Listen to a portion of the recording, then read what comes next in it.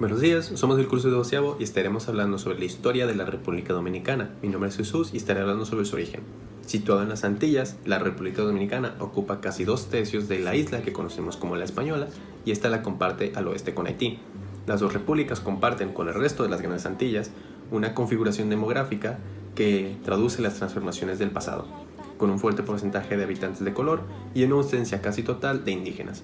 Son comunes las plantaciones de azúcar, cacao, café y tabaco, que son explotadas secularmente por empresas extranjeras, y una agitada vida política. En la República Dominicana, este último factor se ha concretado en una tendencia de los jefes de Estado en perpetuarse en el poder. Así, el siglo XX fue marcado por nombres tales como el de Trujillo y el de Balaguer. Aquella tierra que fue la que acogió el primer paso de Colón, la que fue codiciada por piratas y la que fue el escenario de grandes luchas entre españoles y franceses, es hoy un país que aún sigue contando con sus cultivos tradicionales y un sector económico y turístico que son grandes importantes para la economía del país. Gracias. Dominio español. El territorio actual de la República Dominicana fue descubierto el 5 de diciembre de 1492. 2 años después fue fundada la primera ciudad en América, llamada La Isabela. En el año 1509, la isla ya era gobernada por Diego Colón y en el año 1511 fue hecha la primera audiencia en el Nuevo Mundo. A principios del siglo XVI se introdujo la caña de azúcar en la economía y también se inició el tráfico de esclavos para la isla, esclavos provenientes del continente africano. En 1586 fue atacada por Drake, un pirata, y filantrópicos y filibusteros franceses. Por el Tratado de Ryswick, en 1697, un tercio de la isla, la parte occidental de ella, acabaría siendo dada a los franceses y pasaría a tener una nueva metrópolis en el país, en el territorio de la isla, que pasó a llamarse Saint-Domingue. El Tratado de Aranjuez, que fue hecho en 1777, acabó delimitando la frontera entre el Imperio Español y el Imperio Francés en la isla de Santo Domingo. Y tras la derrota de los franceses en Palo en 1808, la parte oriental de la isla acabó quedando en el poder de España. Mi nombre es Charo Mendoza y les estaré hablando del proceso emancipador. Aunque con cierto retraso, la fiebre independentista alcanzó la parte oriental de la isla española. Aprovechando el pronunciamiento liberal de Riego en España, los elementos de las clases medias criollas de Santo Domingo, dirigidos por José Núñez de Cáceres, se sublevaron contra la dominación española y proclamaron la independencia de la República Dominicana, con el propósito de integrar la República Dominicana con la República de Colombia el 30 de noviembre de 1821. Sin embargo, el proyecto no pudo cristalizar por la invasión y ocupación del país por parte de las tropas haitianas en 1822. Aunque Haití trató de consolidar su conexión con medidas como la abolición de la esclavitud, encontró firme oposición en la élite criolla, organizada en sociedades secretas de tendencias liberales como la trinitaria. Una revuelta patriótica dio paso a la segunda proclamación de independencia el 27 de febrero de 1844. Se aprobó una constitución inspirada en Estados Unidos y el general Santa Anna fue elegido como presidente. En marzo de 1861, ante la constante presión haitiana, fue proclamada la anexión de la República a España. El corto periodo subsiguiente de reincorporación a la antigua metrópoli se caracterizó por el desinterés del gobierno español por la colonia recuperada y por el reforjamiento de los poderes dictatoriales de Santa Anna, nombrado capitán general por España, lo que provocó un levantamiento liberal y nacionalista en 1863 que, tras 2 años de lucha, obtuvo por tercera vez la proclamación de independencia el 11 de julio de 1865. Elegido presidente Báez solicitó la anexión a Estados Unidos, que no fue aceptada, y para mejorar la situación financiera arrendó la bahía de Samaná a los estadounidenses. falta de control popular y las ambiguas instituciones constitucionales desembocaron con frecuencia en gobiernos dictatoriales derrocados por levantamientos y golpes de Estado. Los empréstitos, especialmente realizados por entidades estadounidenses, facilitaron la penetración económica de Estados Unidos. Estos ejercieron un control más absoluto sobre el país. Para garantizar la recuperación de los préstamos, el presidente Carlos Morales propuso a Estados Unidos asumir el protectorado y el control de los ingresos finales. A partir de 1905, los estadounidenses se apropiaron de rentas de aduanas. En 1916, con el pretexto de apoyar al presidente Juan Isidro Jiménez, los marines estadounidenses invadieron la isla. Estos destituyeron al gobierno y establecieron un gobierno militar. En 1924 los estadounidenses evacuaron el país y fue elegido Horacio Vázquez, pero este se vio obligado a dimitir en 1930. Después de eso fue elegido Rafael Leónidas Trujillo.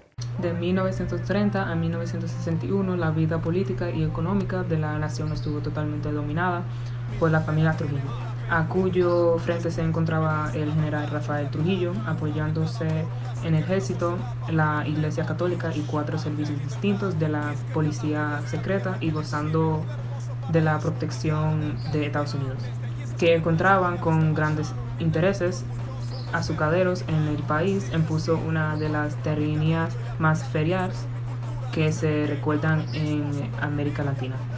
La económica al servicio de enriquecimiento de la familia Trujillo llevó a las masas populares a un nivel de extremada miseria. Más de 50% de presupuestos de Estado se destinaba al sostenimiento del ejército y las fuerzas de policía. El 3 de mayo de 1961, el generalísimo Trujillo fue asesinado por un grupo de militares y civiles encabezados por el general Juan Tomás Díaz. Gracias. A la muerte de Trujillo continuó como presidente Joaquín Balaguer, a quien después sucedió poco tiempo después el general Bonelli. En las elecciones de diciembre de 1962 triunfó Juan Bosch, líder del Partido Revolucionario de tendencia reformista, quien había vivido en el exilio hasta este momento. Este promulgó una ley sobre la confiscación de bienes ilegalmente adquiridos durante la dictadura de Trujillo e intentó llevar al país a la normalidad constitucional. Pero en septiembre de 1963 fue destituido por un grupo de altos jefes militares que le acusaron de debilidad frente a los sectores procastristas. El nuevo régimen se apoyó en los elementos conservadores y en antiguos colaboradores de Trujillo. El 24 de abril de 1965 se inició una revuelta contra el gobierno militar dirigida por el coronel Camaño y con la participación del movimiento 22 de julio, el procastrista y el Partido Revolucionario de Juan Bosch, y cuyo objetivo era restablecer la normalidad constitucional. Se produjeron luchas armadas entre ambos bandos y no fue hasta el 28 de abril que fuerzas de infantería de la Marina de los Estados Unidos invadieron el país aduciendo la existencia de elementos comunistas en el bando constitucionalista. El general Inver Barreras fue proclamado presidente por los militares derechistas y Camaño por los constitucionalistas. Estados Unidos intentó legalizar el desembarco colocando a sus tropas bajo el mando de la Organización de Estados Americanos, OEA, varios cuyos países miembros enviaron contingentes armados. El 9 de agosto de 1965, constitucionalistas e invertistas firmaron el Acta de Reconciliación, bajo la supervisión de la OEA, y Héctor García Godoy se nombró el presidente provisional. En las elecciones del 1 de junio de 1966 resultó vencedor Joaquín Balaguer, del Partido Reformista Social Cristiano de centro-derecha. Su mandato se caracterizó por una gestión autoritaria y después de su reelección en 1970 estableció un gobierno dictatorial marcado por la represión sistemática a la oposición. Este hecho facilitó que en las elecciones de 1978 ganara el Partido Revolucionario Dominicano, el PRD, y que su candidato, Antonio Guzmán, derrotara a Balaguer. Se sucedieron en la presidencia de la República Dominicana los dirigentes del PRD, Antonio Guzmán entre 1978 y 82, y Jorge Blanco entre 1982 y 86. En 1986 triunfó de nuevo Joaquín Balaguer, cuya gestión populista no cambió la dinámica social del país, sumergido en la corrupción y en las desigualdades sociales. La celebración del quinto centenario del descubrimiento de la isla por Colón sirvió para mejorar las relaciones con España y la Unión Europea, que concedió un estatuto de asociación en 1994. Balaguer fue elegido por séptima vez en 1994, pero ante las acusaciones de fraude y el riesgo de una confrontación civil, llegó a un acuerdo con el candidato derrotado José Francisco Peña Gómez para cortar su mandato en 2 años y no optar a la reelección. En los comicios de 1996, Leonel Fernández, del Partido de la Liberación Dominicana, PLD, se impuso en las presidenciales. El nuevo presidente, que se encontró con un país inmerso en la corrupción y la pobreza, aplicó un austero programa que logró pequeñas mejorías en el ámbito económico, pero que no evitó las masivas revueltas de la población por la escasez de electricidad, agua y transportes.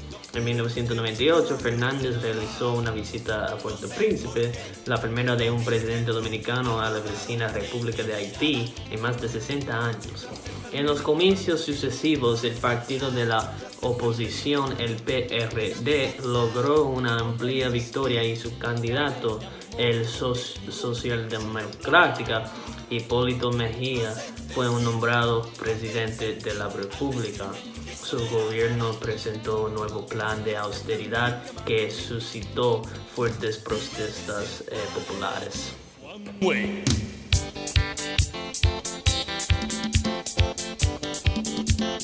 Suavecito,